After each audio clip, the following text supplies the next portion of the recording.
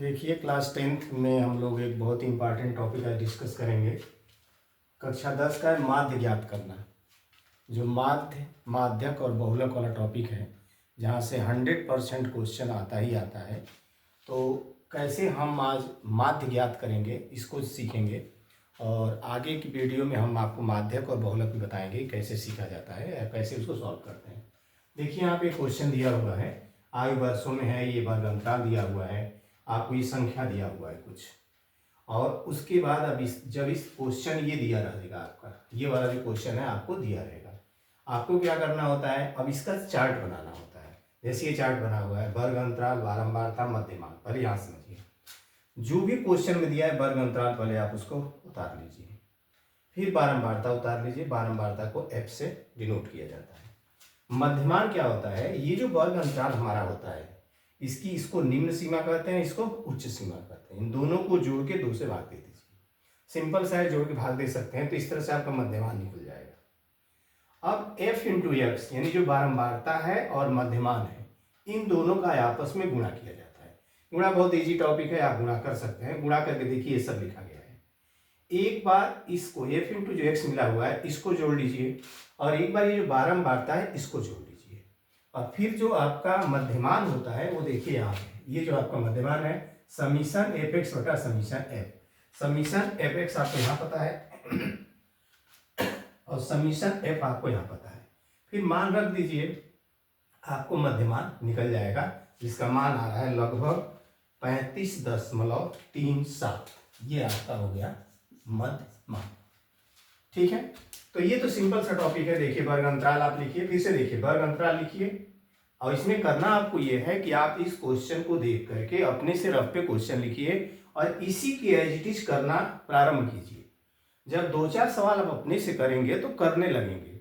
देखिए प्रॉब्लम ये होती थी कि हम बोलते थे, आप भूल जाते थे। अब ऐसी प्रॉब्लम आपके पास नहीं होगी, पूरा आपके पास वीडियो है, इसको देखिए, क्वेश्चन को लिखिए और हल करिए। फिर से देखिए, वर्ग अंतराल ये दिया रहेगा आपको, बारंबारता दी रहेगी। वर्ग अंतराल से आपको मध्यमान निकालना है, इन दोनों को जोड़ करके 2 से भाग देना, यही काम हर जगह करना है। फिर f और x को मल्टीप्लाई कर लेना। देखिए f और x का मल्टीप्लीकेशन है, इस बारंबारता को जोड़िए, समीशन f का आ जाता है, या इसको m भी कहते हैं। f इंटू एक्स को जोड़ लीजिए, और फिर समीशन एफ एक्स में समीशन f से भाग दीजिए। देखिए वहां पे लिखा हुआ है। तो इस तरह से आपका मध्यमान ज्ञात हो जाएगा। अब इसी मध्यमान में एक टॉपिक ये होता है कि कल्पित माध्य से या पद विचलन विधि से भी कभी कभी पूछ देता है, सिर्फ उसको ज्ञात कीजिए। तो अब देखिए चार्ट बना हुआ है, इसमें हमने इसका भी कैलकुलेशन नहीं किया है, तो अब इसके कैलकुलेशन को आपको बताते हैं कि कल्पित माध्य से जो हमको ज्ञात करना होता है उसको हम कैसे ज्ञात करते हैं। तो अब इसके अंदर चलते हैं। देखिए, तो अब हम करेंगे क्या कि किसी को भी इसमें से, देखिए ये जो हमारा मध्यमान है, जो इसको x मानते हैं, किसी को भी कल्पित आप माध्य मान सकते हैं। अब जैसे 10 से लेके 60 तक की जो भी संख्या है, किसी को मान सकते हैं।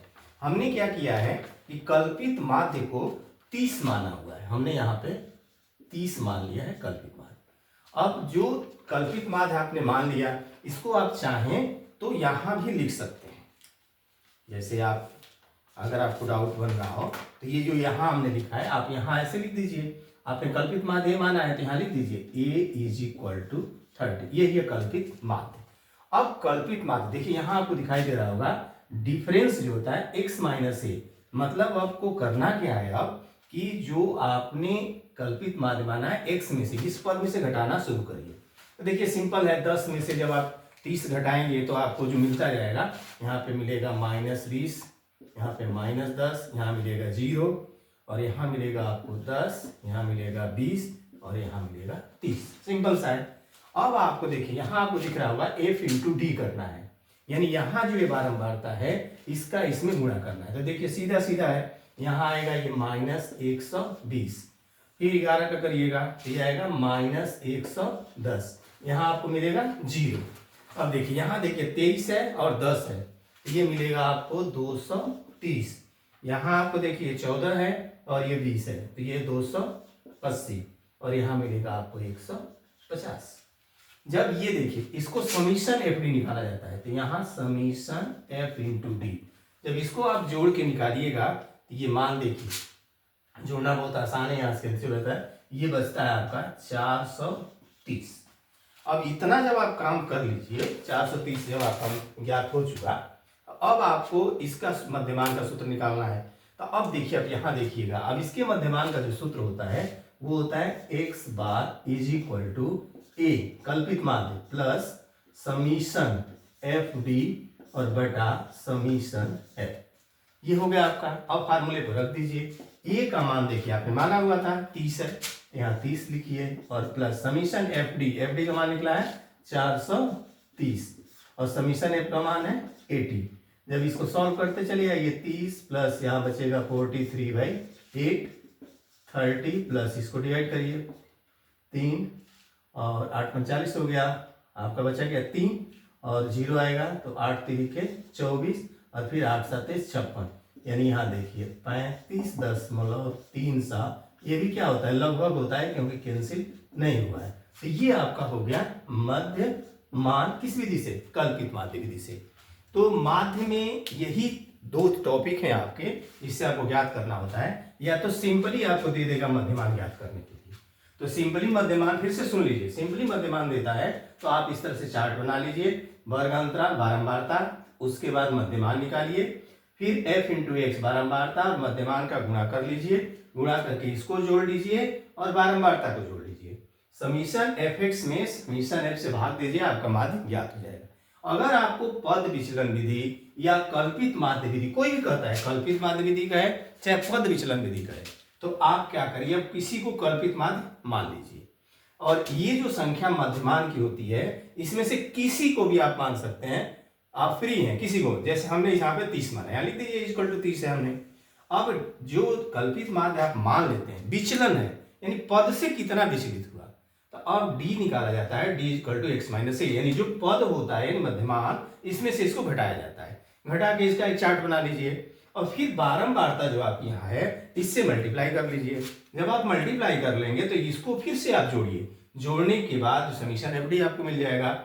और कल्पित माध्य जब आप मानते हैं तो इस फार्मूले को अप्लाई किया जाता है, X bar is equal to A plus summation F D बटा समीशन एफ। मान रख दीजिए, कैलकुलेशन कर दीजिए, उत्तर में कोई अंतर नहीं आएगा, विधि अलग है। तो आपको करना अब ये है कि आप इसी नियम को अप्लाइड करते हुए इसको बढ़िया से आप नोट कर लीजिए, वीडियो आपके पास रहेगी, आप एक दो सवाल अपने से लीजिए और इसी तरह से चार्ट बना बना के प्रैक्टिस कर लीजिए, आपका सवाल गलत नहीं होगा। और ये दिमाग में आप बैठा लीजिए कि आपके बोर्ड में माध्य, माध्यक और बहुलक तीनों से सवाल आपके दो तो कम से कम आने हैं।